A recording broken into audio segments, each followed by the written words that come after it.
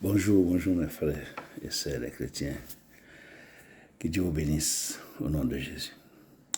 Ce matin, nous avons une très bonne nouvelle. Une nouvelle en ce sens que nous avons tiré la lecture de notre passage dans Matthieu 5. Le titre, le thème de ce message est l'adultère.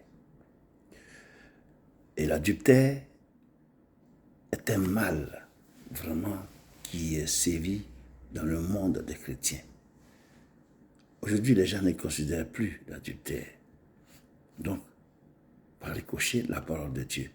Ce que Dieu a dit demeure éternellement. Et la Bible dit que l'homme ne vivra pas que de pain seulement, mais de toute parole qui sort de la bouche de Dieu.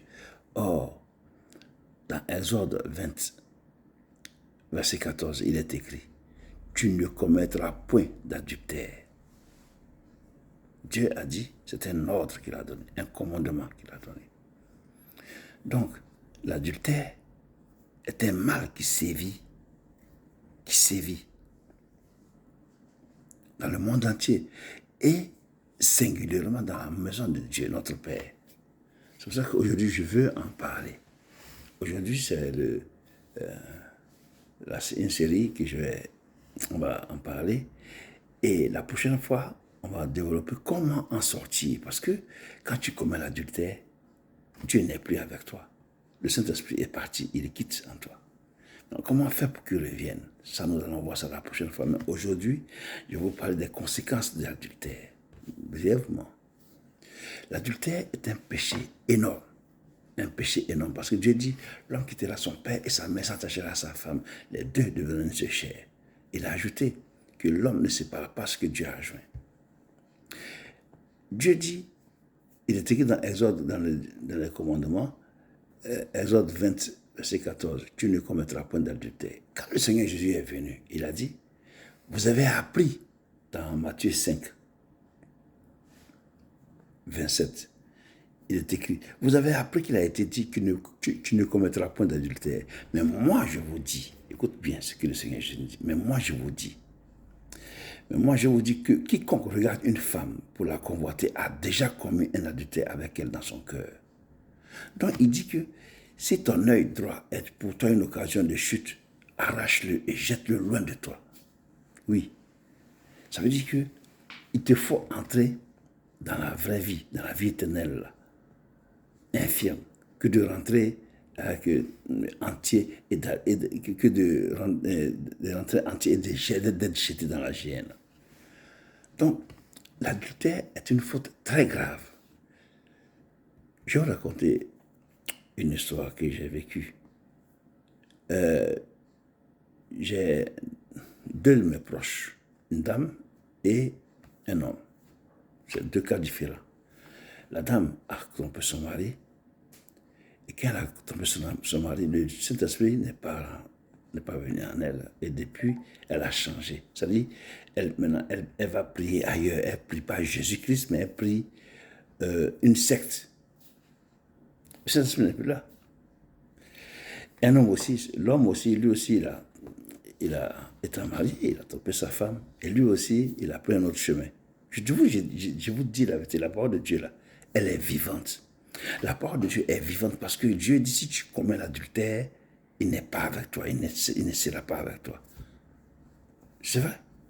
Donc, tout ce que vous voyez, les pasteurs qui commettent l'adultère puis qui viennent prêcher, là, ils ne prêchent pas avec le Saint-Esprit, ils prêchent dans la chair, dans leur chair. Là. C'est ça. Le Saint-Esprit n'est plus en eux.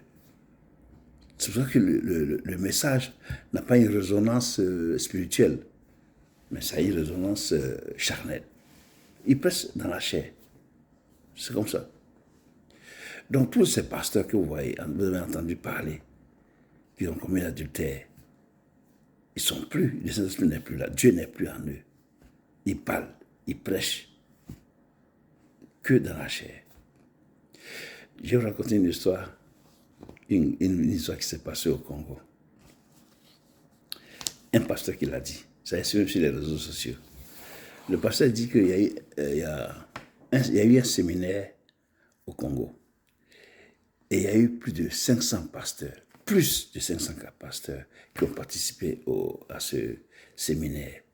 Et dans ce séminaire, le séminaire était dirigé et enseigné par un pasteur suisse qui était venu pour le séminaire. Et après le séminaire, le pasteur suisse a déposé sa Bible là, devant tout le monde, et a demandé à chaque participant, c'est-à-dire il y avait plus de 500 pasteurs, donc à chaque participant, celui qui, depuis qu'il a commencé son ministère, qui n'a jamais trompé sa femme, qui traverse cette Bible et qui passe de l'autre côté. Vous savez combien qui ont traversé? Dans plus de 500 pasteurs, il y a eu un seul. Un seul. Un seul. Mais c'est vraiment, c'est dramatique. C'est dramatique. C'est vraiment dramatique. Nous vivons dans la maison de Dieu, notre Dieu qui nous a créés, nous vivons dans sa maison, comme si nous vivons dans le monde. De plus de 500 pasteurs, il y a un seul pasteur qui a traversé la Bible. Ça, c'est la honte totale. C'est la honte.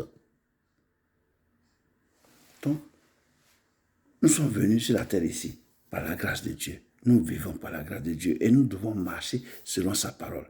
Parce que ici, là, la terre où nous sommes en pèlerinage. Nous allons quitter cette terre pour partir. Mais quand on va partir et puis retrouver Jésus, il va nous poser la question, est-ce que nous sommes capables de répondre une seule de ces questions? Il faut comprendre que l'adultère est vraiment un mal qui est un fléau dans la maison de Dieu. L'adultère est un fléau dans la maison de Dieu. Et c'est l'ennemi, le diable, c'est le diable, c'est une arme du diable. Le diable a cette arme-là en train de travailler contre la parole de Dieu. Il travaille avec le sexe contre la parole de Dieu. Et les pasteurs là tombent comme des petits mouches. Oui, ils tombent comme ça, comme des petites mouches. Ils tombent là-dedans. Faites attention. Faites attention, Seigneur. À cause de notre Seigneur qui a été très bon pour nous.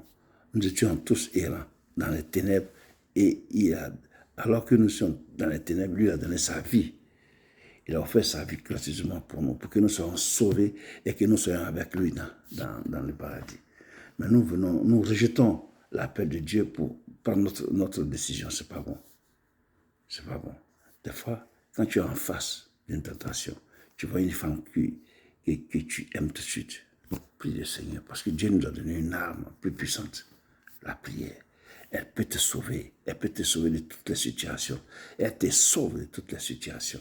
Quand tu appelles Dieu au secours, il viendra t'aider. Parce qu'il a dit, quiconque invoquera le nom du Seigneur sera sauvé. Invoque Jésus qui vient te sauver. L'adultère est un mal. C'est vraiment un mal. Moi qui vous parle, je ne suis pas meilleur que les autres. Cependant, le Seigneur me dit de regarder mes sœurs comme mes enfants. Et j'obéis, je les regarde. C'est comme ça. Il faut les regarder comme les enfants, parce que étant Dieu, étant serviteur de Dieu vivant, le Seigneur vit en nous. Alors nous regardons ceux qui viennent vers nous comme étant nos enfants. C'est sûr que tu ne peux pas te déshabiller devant ton enfant. Donc par conséquent, tu regardes tous ceux qui viennent vers toi comme tes propres enfants. Et comme ça, tu prends soin d'eux comme tes propres enfants. Comme notre Père lui-même prend soin de nous. C'est ça qu'il est conseillé. Donc je vous dis, je vous exhorte aujourd'hui, vous qui êtes en train de chercher à draguer une femme mariée, enlevez votre pied. Vous qui êtes en train de regarder, de draguer un homme marié, enlevez votre pied. Vous qui êtes en train de chercher un moyen pour entrer en contact avec une femme mariée, retirez-vous, s'il vous plaît, retirez-vous. C'est un conseil de Jésus-Christ lui-même. Le Saint-Esprit vous dit, retirez-vous, cessez ces pensées et retirez-vous. Priez, demandez à Dieu de vous venir en aide. Il y en a plein de femmes qui ne sont pas mariées. Tournez-vous vers là-bas, parce que chacun de nous a une femme que Dieu lui a préparée. Que Dieu vous bénisse abondamment. Que Dieu vous bénisse abondamment. Et ceux qui sont dans cette situation, repentez-vous quand le Seigneur arrive. Repentez-vous rapidement, mais l'adultère, la repentance de l'adultère, c'est ce que je vais faire la prochaine vidéo, ça sera ça. La repentance de l'adultère n'est pas venir à la chair, Seigneur, pardonne-moi, et tu te lèves, tu t'en vas. C'est pas comme ça que ça se passe. C'est pas comme ça que ça se passe. Tu comprends? Il faut une repentance sincère, une vraie repentance. Et puis, quand tu te repens, il faut faire voir les fruits de ta repentance. Voilà. Que Dieu vous bénisse abondamment.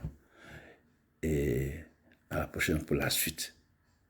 Comment sortir de l'adultère quand on a commis le péché d'adultère? Comment faire pour revenir à Dieu et puis continuer sa mission? C'est ça qu'on va voir la prochaine fois. Que Dieu vous bénisse sincèrement. Au nom de Jésus-Christ que j'ai prié. Amen. Je vous embrasse. Ciao.